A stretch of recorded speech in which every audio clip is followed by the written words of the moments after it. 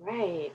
Well, hello, book lovers. Welcome to our Fiction Editors Picks. These titles have all been nominated by our publishers as exciting new voices, traditionally undersupported voices, just books that they're really excited about and they want to share with you today. This is Sarah Richmond from Edelweiss by Above the Tree Line. I'm just here facilitating, but I am really excited to introduce these books to you. And we have editors, authors, illustrators. We have a mix of folks here to talk to you about their books today. But first, I had to take just a quick second and let you know that this session is part of an ongoing work by Treeline 2020, which is our initiative to support diversity, equity, and inclusion in the publishing industry.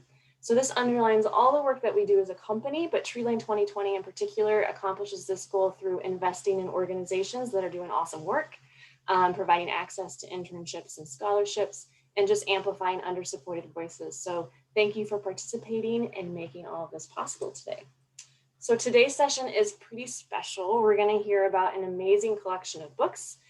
Whether you're a bookseller, a librarian, a reviewer, or just a passionate reader, you're going to leave with some more books to add to your shelf, I guarantee it. Don't worry, we're going to share all the links to these books, the title listings in Edelweiss, so you can add them to your shelves, you can add them to an order from publishers, and if you're listening at Bookfest, you can add it to your tote bag and even purchase from your independent bookstore of choice. So we have representatives from all of these publishers today. Some of them are the authors themselves, and they're each going to take just a few minutes. That's the hardest part. But a few minutes to share why they're so excited about their books. So I am done talking. I am going to just pass it along, and we are going to have our first book be In Every Mirror She's Black, and the author Lola is on the call with us today to tell us about it. Hi, my name is Lola Kimadi Orchestrum, and I am excited to be here to tell you about this book that I've been dreaming about bringing to the world. I am a visual storyteller and an author based in Stockholm, Sweden. And many times I lived in the US for many years, and a lot of my friends were asking me, what was it like to live in the US as a Black woman versus live in Europe as a Black woman? And I decided to write a book about it to show the experience. And so this book is my observations as well as trying to give voices to women across class, across career, and across culture, trying to survive, but not just survive, trying to thrive in Europe. And so In Every Mirror She's Black follows the stories of Kemi, Brittany, and Mona as they start their new lives in Stockholm, Sweden, where I'm also based. And they're all connected to the same Swedish guy called Johan or Joni in the book. And so this book really is really raw, it's real, and it really shows you what it's like to try and find belonging, to try and take up space in a place where there might not be space for you. So I am super excited to be bringing this to the world through Sourcebooks Landmark. And yeah, so this is one that's really special to my heart. It is a beautiful jacket cover as well. Thank you. And it's designed by Kimberly Glider. So really amazing illustrator. Awesome. Well, and that one is out September 7th, 2021, which isn't out yet, but you can definitely check out more information in Edelweiss as well, and keep an eye on that. So if you're at a bookstore, you can pre-order now. Thank you for sharing that with us. Thank you. All right, well, I'm going to go to the next book, and we Are Not Like Them. And to talk to this book, we have actually, I think the authors, Joe and Christine, are both on the line. We are, and I'm going to start. We're both so excited to be here to talk about our novel, We Are Not Like Them, which comes out in October from Atria.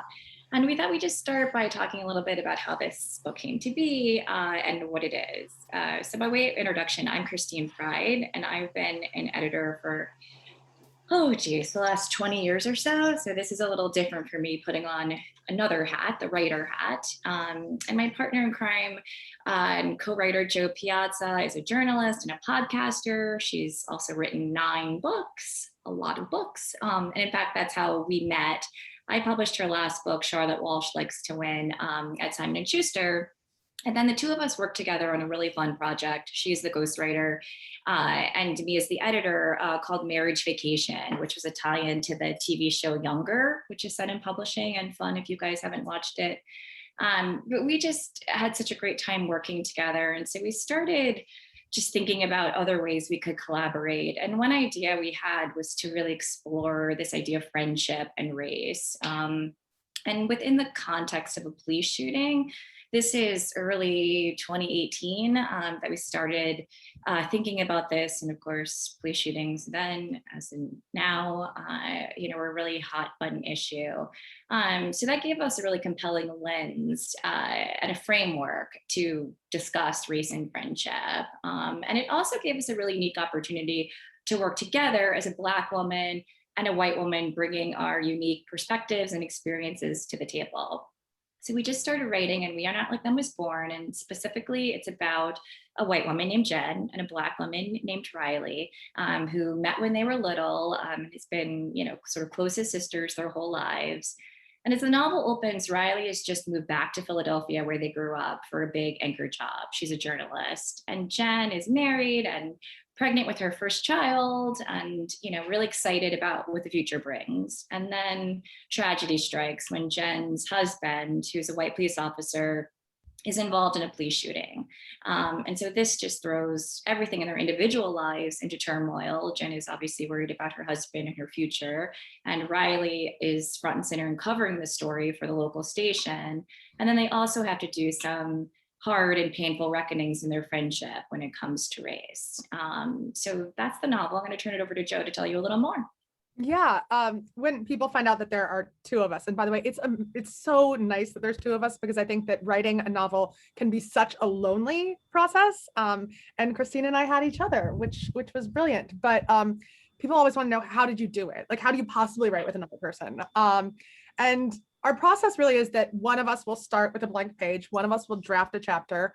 We work a lot in Google Docs, and then the other one will edit it. People, when they find out that this is a book about an interracial friendship, about a Black woman and a white woman, they're like, oh, well, you clearly wrote the white woman and Christine wrote the Black woman. And it actually isn't the case. We both really fully formed these two characters. And like Christine said, the book is, it's not based on our lives, but our friendship informed every part of this book. Because one of the things that we know is that a lot of people don't have a friend of another race.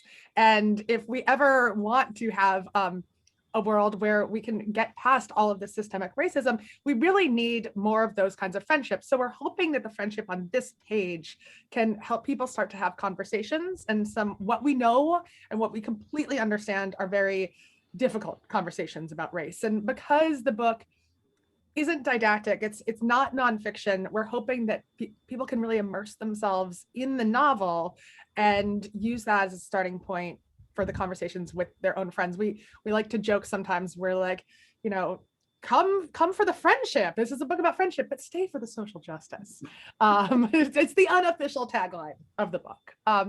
And that's it. We're so excited for it to come out. And we are madly in love with this cover. This is the first book cover I've ever had that has literally made me cry every time that I look at it. So we can't wait for you guys to read it. Yeah. I love your sneak some social justice in there into a fiction novel. But I think you're right. It makes it approachable for folks that are just kind of exploring a little bit. They're into the story, but it brings them into that as well. That's great. Thanks to both of you for sharing that one. Thank you for having us. We loved being here. All right. Well, next up we have The Inheritance of Orquidea Divina, and Melanie and Zoraida are going to talk to us about that, and also let me know if I mispronounced that title again. It's another Zoraida. Beautiful cover. Yes. Hello. My name is Melanie Iglesias Perez. I'm an editor at Atria Books, and I'm thrilled to be talking to you about The Inheritance of Orquidea Divina by Zoraida Cordova, who is also here with us, as Sarah mentioned. I fell in love with Zoraida's writing when I read Labyrinth Lost, the first book in her Brooklyn Brujas series for young adults, and I long to find something similar for adult readers, both as an editor but as a reader. And in The Inheritance of Orquidea Divina, I am happy to say that Zoraida has more than delivered. At the core of this novel is an Ecuadorian American family that immediately makes you feel like they're your own, with richly realized characters that transport you from 4 rivers in middle of nowhere USA to Guayaquil, Ecuador, and they try to uncover the secrets that their grandmother buried in her homeland with her former life. It is a gorgeously written family saga, perfect for fans of Isabel Allende, Alice Hoffman, Diane Setterfield, and Sarah Addison Allen, among others. And sharing my love for this book are authors like Pulitzer Prize finalist Kelly Link, who said, Zoraida's ability to evoke landscape and the numinous make The Inheritance of Orquidea Divina feel like an invitation to an enchanted garden. National Book Award finalist Callie Fajardo-Anstine called it spellbinding and said that Zoraida's undeniable storytelling gift feels propelled by the power of the ancestors.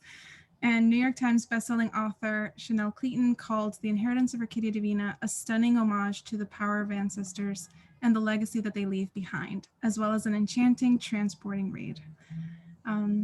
Zoraida Cordova is the acclaimed author of more than a dozen novels and short stories. She serves on the board of We Need Diverse Books and is the co-editor of the best-selling anthology Vampires Never Get Old, as well as the co-host of the writing podcast Deadline City. We are proud to have her and Orquidea Divina on Atria's list for fall 2021. And now I'd like to turn it over to Zoraida so she can share the inspiration behind writing this gorgeous novel. Thank you so much, Melanie. Like she said, I'm Zoraida Cordova, and I was born in Ecuador and I grew up in Queens, New York. So I feel like I've had the best of two worlds, right? New York is the best borough, don't at me. And when I started writing The Inheritance of Orquidea Divina, it became a call for a book that I'd never had when I was younger. Of course, there's a long Latinx legacy of books like The House on Mango Street, When the Garcia Girls Lost Their Accent, and books like that. Isabel Allende is obviously a queen. And I just sort of wondered, where is a story about an Ecuadorian family like mine, which is oftentimes a little bit messy and complicated, and has a long history in a country that has a long history.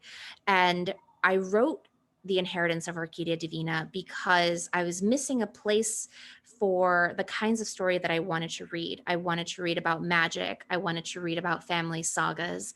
I wanted to read about decisions that people make when they're trying to leave countries. And in some ways, I've been publishing fantasy since 2012, but this is my first adult novel in this way. And I think that what I was missing was, how do I still find magic in the world as an immigrant, as somebody who's looking for home? And I didn't want to write an immigrant story, because it's not. It's a story about family who immigrates. And I think that that narrative is often lost in a lot of fiction. And I was so thankful to Melanie and Atria for giving this book a home, because it's strange, it's magical, and it's mine. And it's something that I've wanted to write for so long, and it's finally here, and I'm so nervous. But at least the cover is beautiful, which was given to us by Eric Davila, who is a fabulous artist as well. So I think, that's my book, and I'm really excited to share it with all of you.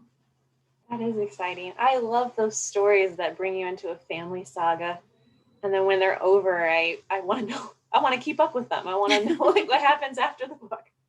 But that sounds great. Thank you for sharing that. That's exciting. It comes out September 7th. September 7th. We'll be here before we know it. I know. Yeah, halfway through 2021. Okay. All right. Well, we will move on to The Eternal Audience of One, and we have the author Remy, who is calling in to talk to us about this book. I think you might be muted. I'm mute. There you are. Here. Hello, my name's Remy, and I'm talking to you about The Eternal Audience of One. And it is a story that follows, the intersecting lives of Seraphin. He's a 24-year-old playlist maker, nut jock hybrid, and a self-appointed merchant of cool. He's a Rwandan stifled living in Windhoek which is Namibia's capital city. And the story follows him and a host of eclectic characters from pre and post 94 Rwanda, which is the country he was born in, the crowded public schools of Nairobi, where he briefly schooled, colonial and post-colonial, post-independence Windhoek, which is where he currently lives, Paris and Brussels in the 70s, which is where his parents were educated, and the hormone-saturated clubs and streets of Cape Town, where he and his group of friends get into all kinds of mischief. The Eternal Audience of One is really like this world-traveling story with all kinds of enviable stamps in its passport. I wish I could go where this book goes right now, but given the current world that we're in, I think the best way to travel is through literature.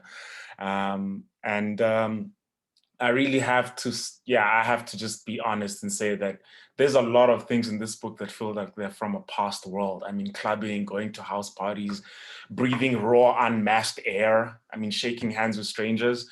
It really feels like it's from another time. I'm excited for the book's forthcoming appearance on the world stage because of the story's lyrical nature. It is a literary stir-fry bubbling with millennial pop culture and the humorous investigation of teenage angst and, the aspirations we have as young adults as we grow up.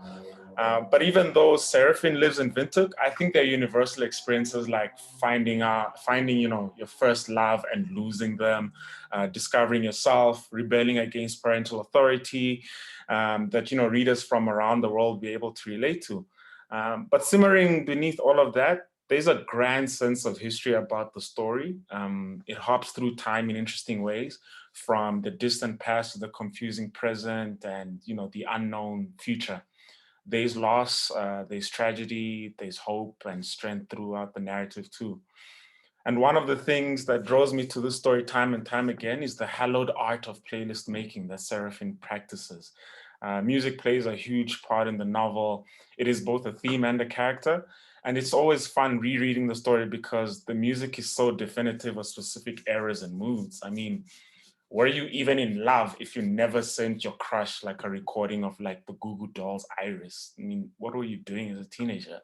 And there's that age-old philosophical question that's still never been answered to this day, which is that if an early 2000s unsanctioned house party, those parties that happen when your parents are away, if they didn't play Sean Paul, did that party happen? It's like one of the most important questions that this book really tries to answer.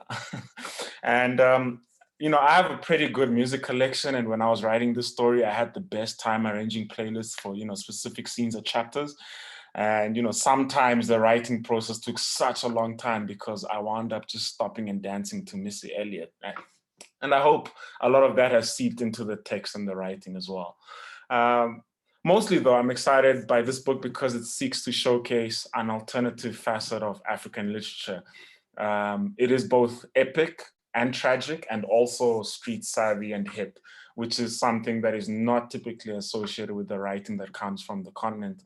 And, as a story of migration, the Eternal Audience of One is, for me, a home unto itself. And I'm hoping readers find, fellowship, fun, and lots of folly in its pages.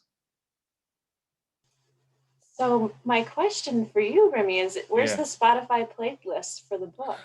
Oh, so if you happen to find yourself on Spotify one of these days and you type in my username, Remy the Quill, like all the playlists mentioned in the book are there.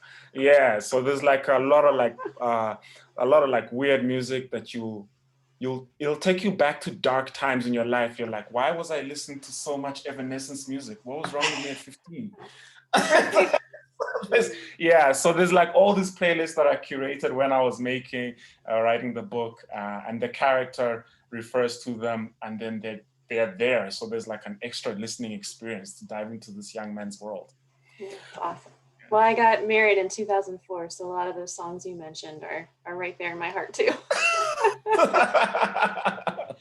Thank you for sharing with us. We'll check out the Spotify list for sure. Yeah, thank you. All right.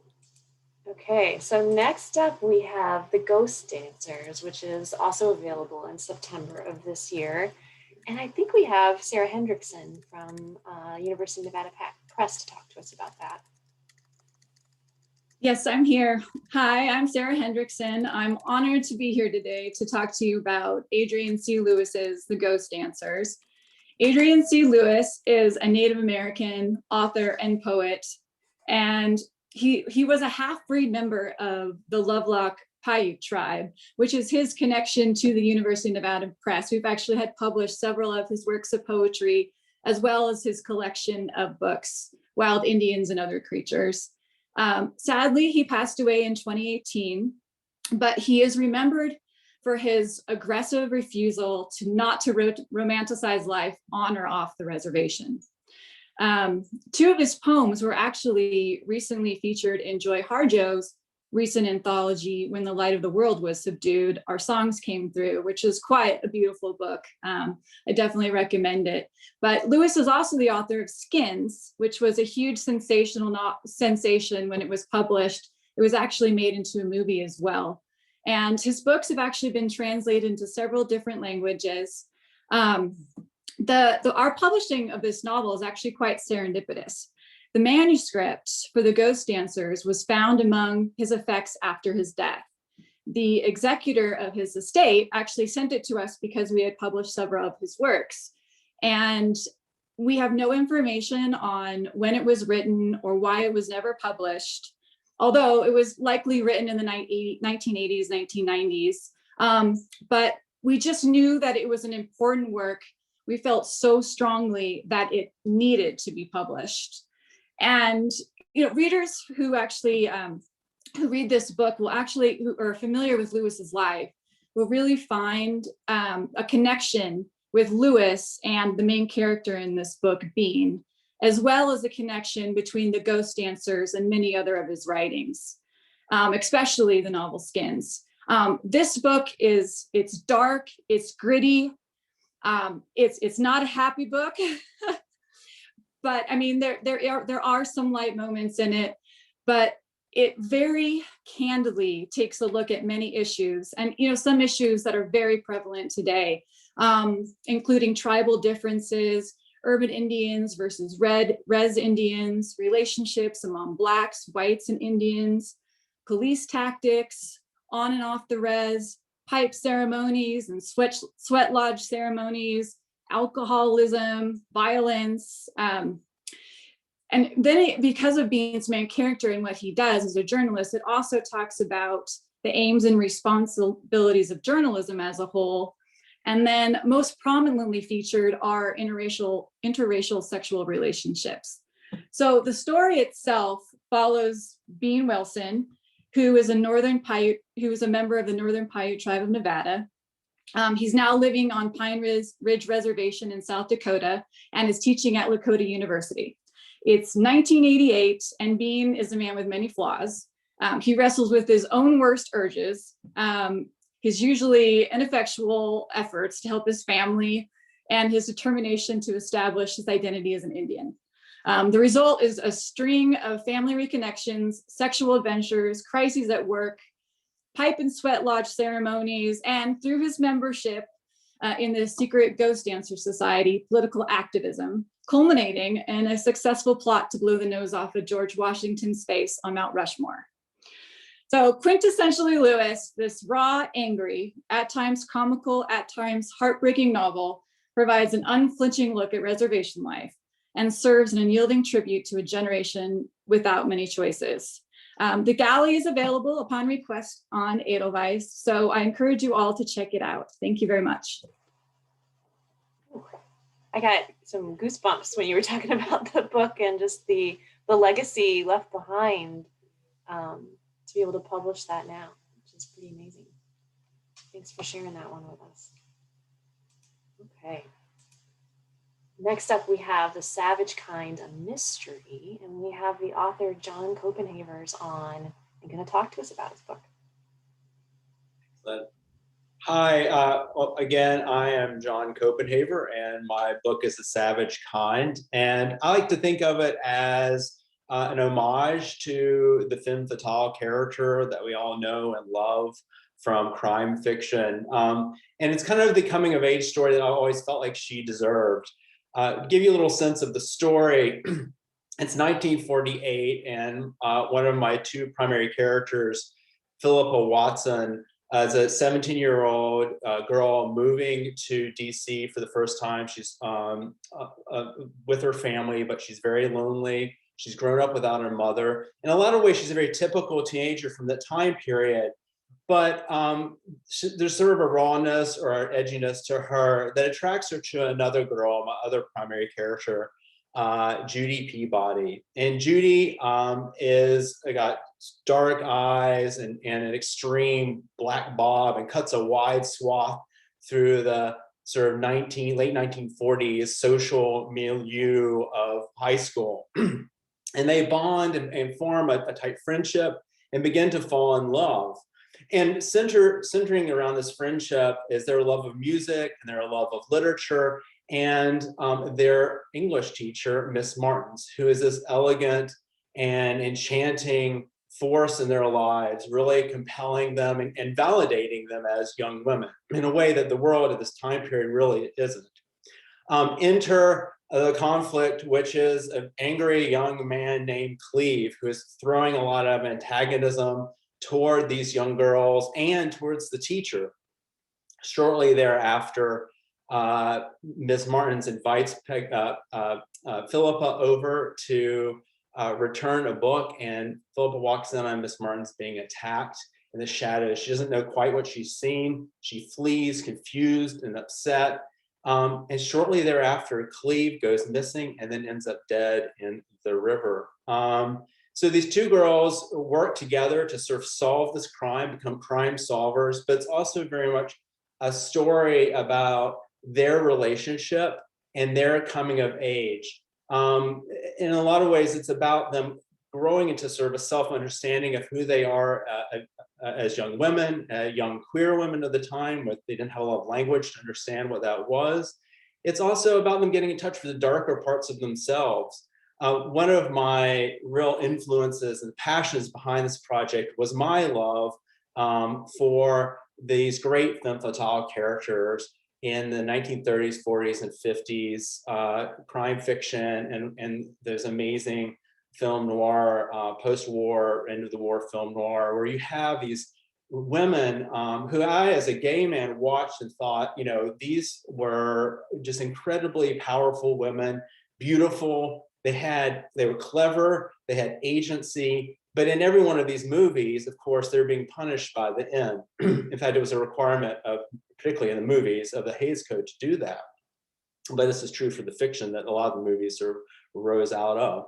And I always wanted a different story for them. I was always rooting for them. I always felt like, why shouldn't they have power? They're, you know, in a lot of ways, they're clever and they should command it. This was not a world, you know, in the 1940s and 50s that was really going to allow them to have that agency. So I was like, why don't I tell a story that really is looking at them from the inside out, and looking at them as a force and young women who are trying to grapple and in this world and gain some of that agency and that power. Some of my influences, of course, are the great Patricia Highsmith, and you know, her novels like The Talented Mr. Ripley, and then of course Sarah Waters' The Paying Guest is an amazing book, certainly earlier time period, but that kind of similar sort of story of two young queer women coming together. And then of course the great Margaret Atwood, her book, The Alias Grace, and her more historical stuff really come to influence what I was doing here in my novel. So I hope you check it out. I certainly enjoyed writing it, and thank you so much. I want to know what happens, John. Like any good mystery, I'm going to have to read it to find out. Lots of twists and turns. I'm going to have to read that one quickly, sounds like. It always sucks me in. Those are stories you don't want to start before bed because you won't be able to finish until you know the mystery. Absolutely. For sharing with us. Thank you. All right. Our next one up is An Ordinary Wonder, and I believe we have the author, Buki Papillon, on to talk to us about it. Hi, hope you can hear me. I'm not on video because I'm having a bit of a glitch over here. So, can you hear me? Can you all It's hear a me? little quiet, Buki. Oh, can you hear me? Yeah, we can hear you. Your volume's just a little low. If you could get closer to the microphone, that might help. Okay, I'll do that. Perfect.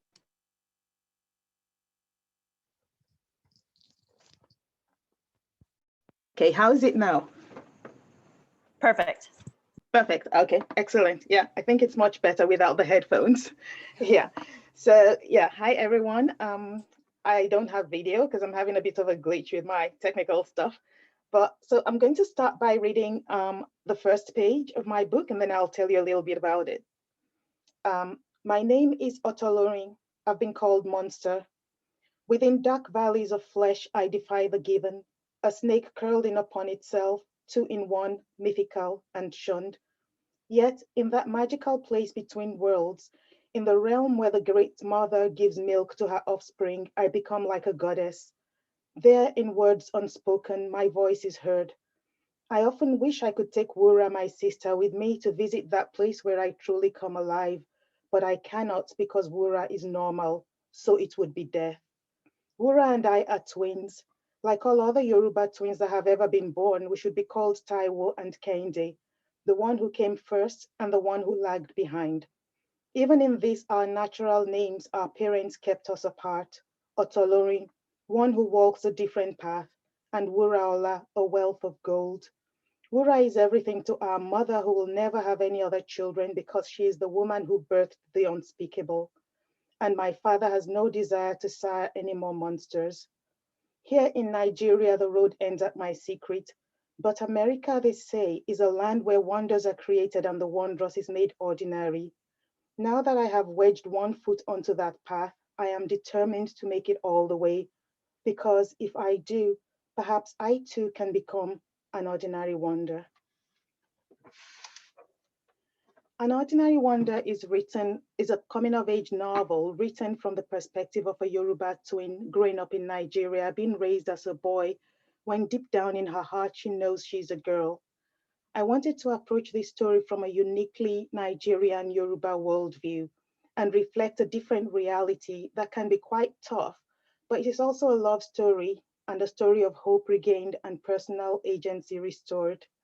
It is about family, gender, identity, mythology, and Nigerian culture.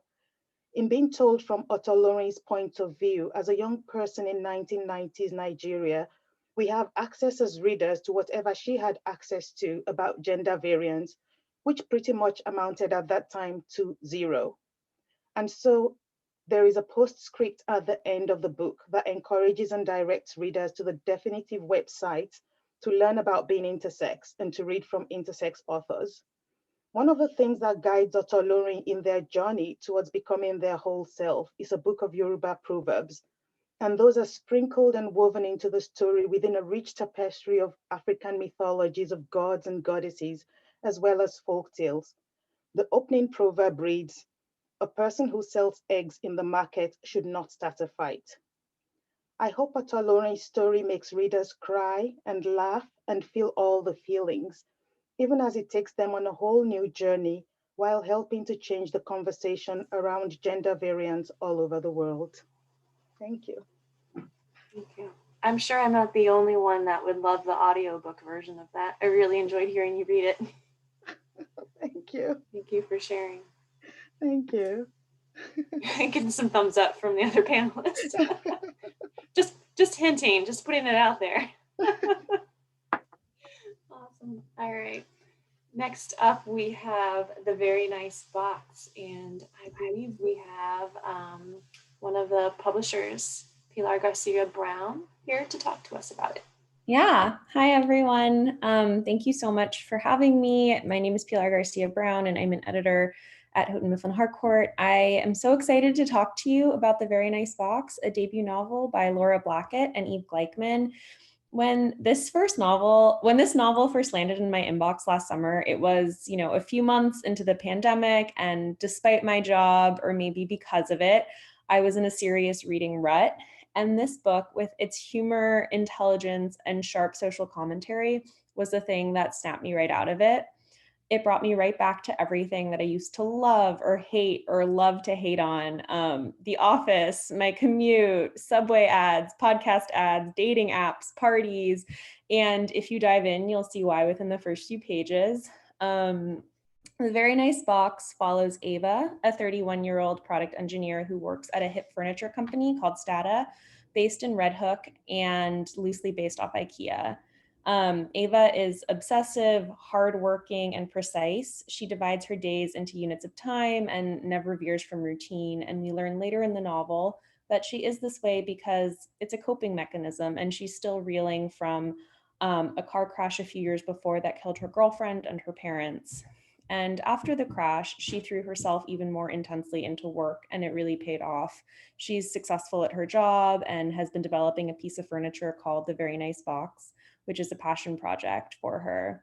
But things are changing at her company, and one day a young marketing executive named Matt Putnam becomes her boss. And Matt embodies basically everything she hates. He's a stereotypical tech bro, attractive, charismatic. He speaks corporate lingo, says things like 1000%. And one day he offers her a ride home, and sort of despite her initial resistance, an unlikely relationship between the two of them develops. They start off as friends, but then something deeper surfaces. But Matt has a few secrets of his own, and we eventually learn that he's not entirely who he says he is. The Very Nice Box has the satisfying emotional journey of a rom-com, the twists and suspense of a thriller, and the sharp insights of a satire. All the while, it offers us a brilliant look at gender dynamics and gender disparities in the workplace, the responsibilities that corporations have to the public and to the environment, deepening understandings of queerness and the importance of queer community. This novel is spot on social commentary filled with up-to-the-minute references and big-hearted questions about love, loss, and friendship. Plus, and something that I think is really cool, this novel is so design-oriented and so wonderfully detailed and articulate in its descriptions of design, engineering, and minimalism. And Laura Blackett, one of the authors, is a woodworker, and she brings her knowledge of design to the novel. Laura and Eve first met while living in the same apartment building in Bed-Stuy when they first moved to New York City, and they've been really close friends ever since. They immediately bonded over writing, food, design, and what they call the small social crimes that they cataloged at their respective offices. And this novel is a product of their mutual respect and love for each other, and I think that comes through on every page. And they are truly two of the kindest, funniest people you'll ever meet. We're publishing on July 6th, and we're pitching it to fans of Eleanor Oliphant, It's Completely Fine, Severance by Ling Ma, Convenience Store Woman. But if we can bring in some TV and movies for a minute, I'd say the book reminds me of Search Party in that it's a loving send-up of millennial culture. There's a bit of Office Space here in that, funny corporate satire. And it's also a beautiful portrait of connection, love, and loss, sort of in the vein of Her. We have an excellent lineup of blurbs, including from Jamie Attenberg, Melissa Febos, Kristen Arnett, and Helen Phillips, who writes, Eve Gleichman and Laura Blackett have a wicked sense of humor and a keen view of our current moment. This is a delightful and propulsive read. We're hoping to publish the book in a big way. The entire team here is really excited about it, and I'm hoping it will really resonate with a large audience of readers. We just got the mechanical of the cover in yesterday, and I'm thrilled to show it here. It looks so good. I'm really excited. And that's that. That does look awesome. Thank you. Those are some pretty great comparable titles you listed. So the TV was really exciting for me because I watch a lot of TV. Yeah. Who hasn't watched a lot of TV in the past year, for sure? Right? I think you're talking to us about the next one as well, right? Yeah, the next one's mine as well. Yes, Daddy next. So I'm also thrilled to talk to you about Yes, Daddy, a debut novel by Jonathan Parks Ramage that we are publishing next Tuesday, May 18th. This is a dark, twisted, scorching, high-stakes novel. It follows 20-something Jonah Keller, who moves to New York with the dream of becoming a playwright, but New York leaves much to be desired.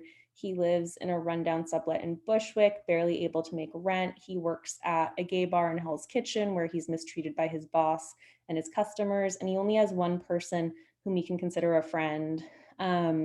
But when he stumbles upon a photo of Richard Shriver, a glamorous Pulitzer Prize-winning playwright, Jonah sees a stepping stone to the fame he craves. He orchestrates their meeting, spending a month's salary on the perfect suit, practicing his opening line, and it works, and the two begin a hungry, passionate affair. When summer arrives, Richard invites his young lover for a weekend getaway at his sprawling estate in the Hamptons, where he and a few of his close artist friends entertain, have lavish dinners, and Jonah can't help but notice employ a wait staff of young, attractive gay men, many of whom sport ugly bruises. And one night, with stomach dropping suddenness, Jonah is cast out of Richard's good graces, and a sinister underlay emerges. Everything Richard has paid for, Jonah now has to repay, and he can do so by staying on as part of the wait staff and, at Richard's whim, engaging in sexual favors. And as this series of transgressions leads to a violent climax, Jonah hurtles toward a revenge that will shape the rest of his life. Yes, Daddy is compulsively readable and unpredictable. It's part thriller, part horror. This novel, above all else, is a searing look at Me Too through a queer lens. It forces us to confront what it means to be a victim, what it means to be complicit, and how trauma metabolizes over time. And it does so against a rich tapestry exploring class, greed, religion, and the lengths we go not just for success and recognition, but also to protect ourselves and escape our pasts. In the Q&A that Jonathan typed up for our press kits, he writes, and I think this is a great quote, media representation often focuses on the Me Too stories of cisgender heterosexual women while leaving others on the margins. I hope that Yes Daddy can help create more space for LGBTQIA+ voices in the national dialogue surrounding sexual misconduct. This is a novel that I've been so incredibly lucky and proud to work on, and I'm excited to see it come out next week. We have some fantastic praise already from writers like Kristen Arnett, Alex Marzano-Lesnevich, Gerard Conley, Deshaun Charles Winslow, and a few others. And Yes Daddy has also landed at Amazon Studios for development, so fingers crossed for more good news from there in the coming months. And finally, I just wanted to end the presentation with a passage from the very beginning of the book so you can get a better feel for the writing in the story. Here it goes. Here's the finished book also. May 16th, 2009. The day had been marked in my calendar for weeks. Richard was all it said, his name scrawled across the white box devoted to the 16th, the anxious loop of my D enclosing the date like a promise. Beneath his name, a time, 8 p.m. It was 7:15 and I was already late. Richard had no idea I was coming. He didn't even know who I was. And I will end there. Thank you so much. It's interesting you said that it's being looked at by the studios, because we were just talking about TV, and I'm hearing you talk about the book. I was like, ooh, that sounds like a good series that you could just binge watch until the end. Yeah, I hope so. Fingers crossed everything goes through. But all right, great. Thanks for sharing. Thank you. All right, next up we have another awesome jacket cover for sure. We have God of Mercy, and I think Tiffany Gonzalez is from Astra House is going to talk to us about that one. Yes. Hi, everyone. Really happy to be here. My name is Tiffany Gonzalez, and I am the marketing and publicity coordinator at Astra House, a new imprint that launched last fall with the mission of publishing authors across genres and from around the world. We strive to publish authors with strong point of views, writers who represent multifaceted expressions of intellectual thought and personal experience, who can introduce readers to new perspectives about their everyday lives, as well as the lives of others. Most importantly, these are authors who experience their subject deeply and personally, and that is at the core of what Astra House represents. We are extremely excited to be here today to introduce two books that perfectly embody the range of what we plan to do at Astra House. The first Astra House title that we will talk about today is God of Mercy by Okizi Nwoka. This is a novel about a village reckoning with change. It's about a girl endowed with the ability to fly. It's about the Christian church and its role in shaping Igbo culture. And it's about the resilience of people bound by tradition but impelled to change. The lack of text describing the true history of the African continent and the implications of that history are central concerns of Okizi in this debut novel. Okizi identifies as Igbo American and as gender fluid, using both he and they pronouns. Okizi is also a twin, and in traditional Igbo culture, twins, like the newborn Jekwu in God of Mercy, born with a mouthful of teeth, they have been banished from their village at birth. But Okizi was raised in a world in which Igbo traditions had changed, and they are grateful for the life that change has afforded them. In the novel, Okizi contends with these ideas, imagining a village in Igbo land, what is present-day Nigeria, that has gone uncolonized, unchanged by external influence into the modern day. Combining traditions both literary and spiritual, this is a work of fiction living in diaspora that turns our attention away from all that has been exploited and destroyed to what might become of a people left to design their own future. But the brutal cost of colonialism cannot be ignored. God of Mercy is an expression of Okizi's pursuit to reconcile the conflict between their gratitude at having been born in this century and their grief over the destruction of traditions by outside forces. God of Mercy is at once a celebration of tradition as a marker of cultural identity and an appeal to the value of shifting norms. By removing the colonial influence as the central source of tension, Okizi focuses instead on the conflicts that arise among a people as they might have appeared in an alternate timeline. Danny Vasquez, the editor responsible for acquiring this wonderful story, said the following: I acquired the book here at Astra House back in September after the manuscript left me stunned. The folkloric voice, the sprawling cast of characters, the big, heavy themes. This was a book that announced itself. With that being said, this is a book that deserves, needs, and should be read. We hope that you might see the value Okizi ascribes to the craft of storytelling, the care with which they handle the details of their characters, lives, and the gravity of the themes they're examining. I leave you with the below quote from James Baldwin from an essay for the New York Times. I was taught that Africa had no history and that neither had I. Of course, I believed it. I didn't have much choice. These were the only books there were. But today we have God of Mercy. I hope you guys pick up a copy. Thank you. Ooh, love that. I love that quote to end on. Yeah, it's great. Thanks for, yeah, it makes me want to pick up the book for sure. Thank you. All right. We have another Astra House book up next.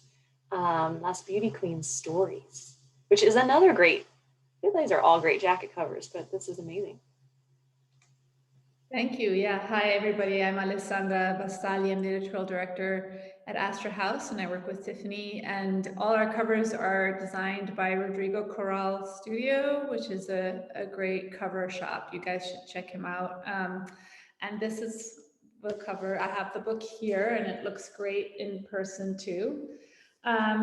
So yeah, I don't know if you guys all remember this movie, All About My Mother by Pedro Almodovar, but it's a movie I really love. And there's a transgender character called La Grado who says she's authentic because you are more authentic the more you look like who you dream of being.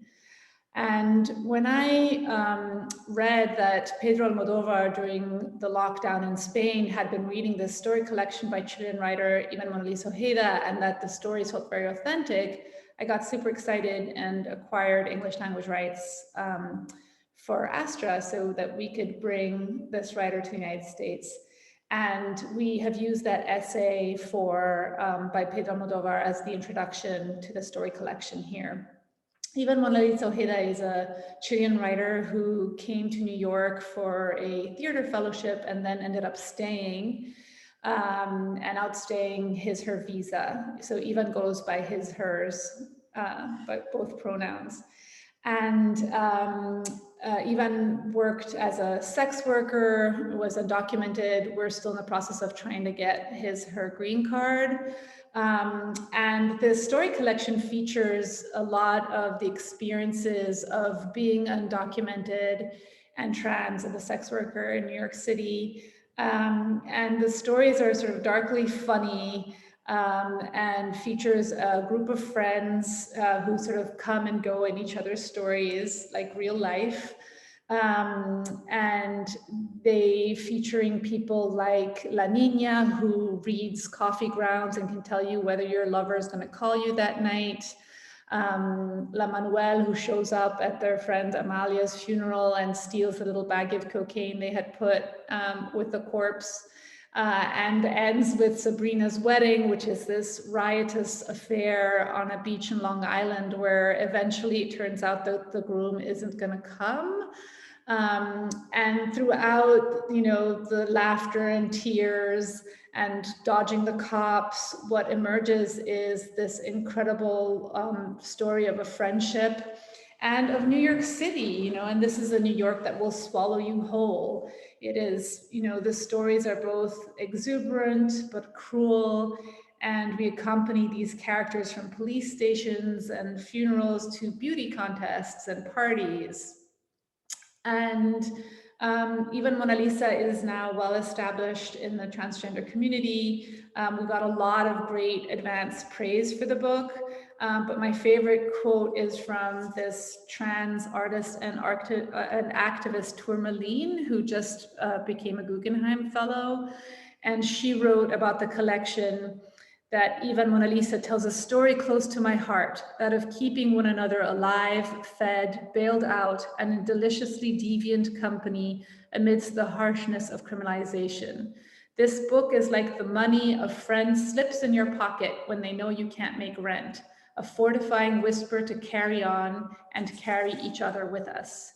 So I'm really excited about this, and it's publishing next month. So yeah, I hope everyone takes a look, as it's truly brilliant.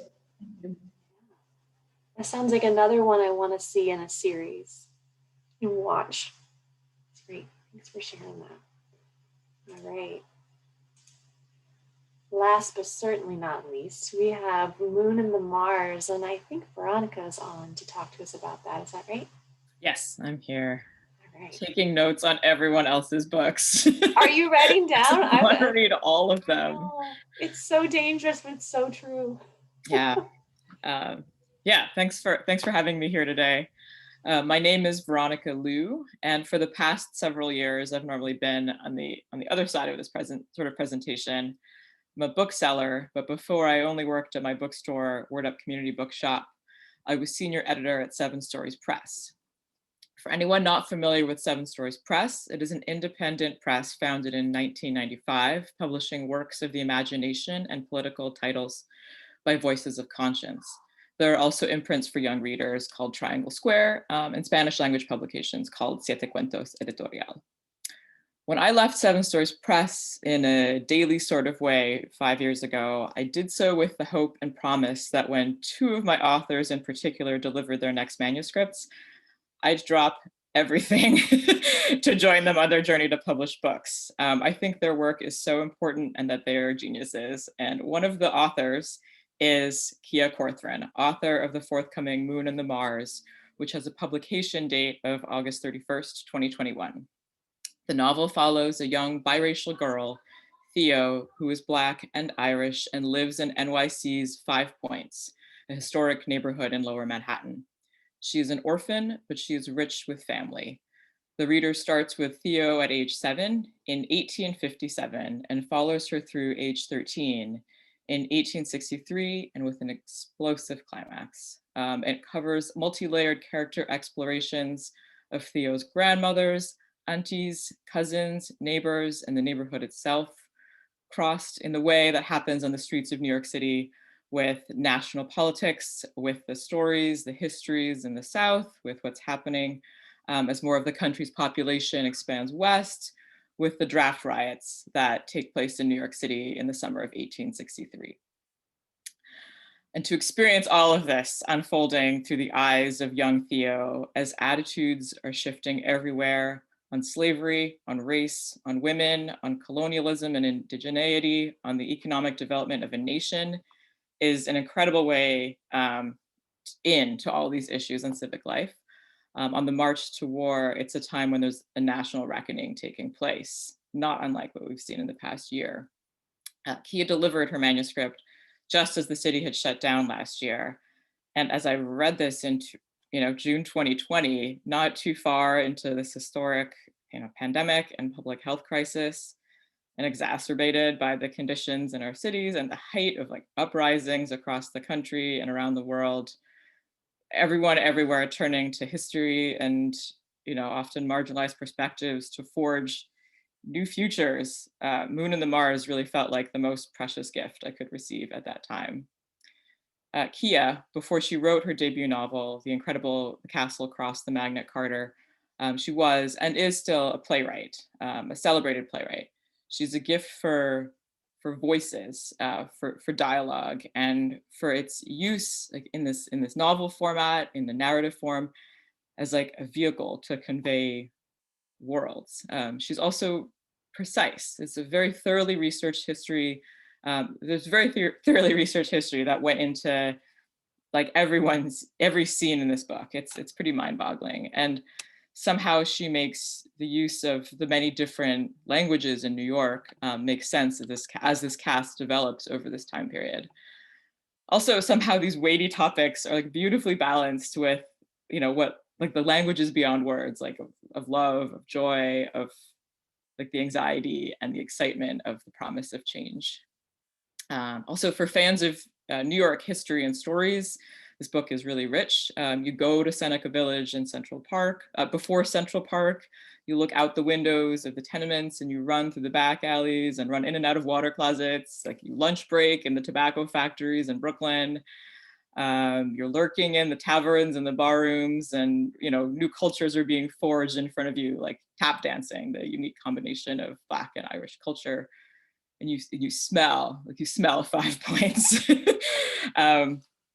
I really can't express how much I love this book and how much it's given me as a reader at this unique time in this time in history, in this shared history. PDFs are available for download on Edelweiss. Librarians and booksellers can request a physical galley in the Seven Stories Press booth if you're interested in considering it for library reads or for the Indie Next list. And you can also go to the Seven Stories Press booth to enter to win a hot off the press hardcover copy of Moon and the Mars when it comes out. Ooh, that sounds like one of those books that after you read it, you feel like you lived during that time. Just have that. And that was a great reminder for me to end on, is that you can check out all of these books on Edelweiss. Many of them, as you saw, are coming out late summer, early fall. And so it is time for nominations for Indie Next and library reads. But definitely check them out for more information.